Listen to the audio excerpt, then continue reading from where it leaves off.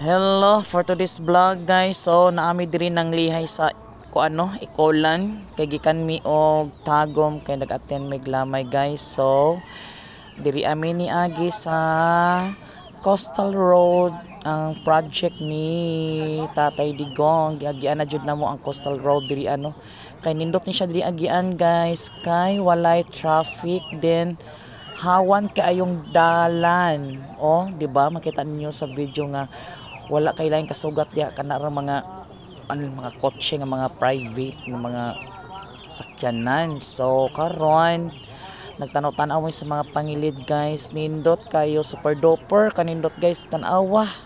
Oh, di ba? Ug unsa kanindot ang Coastal Road sa Davao City guys, di ba? Amazing kayo ang mga project ni Tatay Digong. Super hapit na pod mama niyang project sa Samal Bridge. Palakpakan natin ang Tatay Digong nating lahat.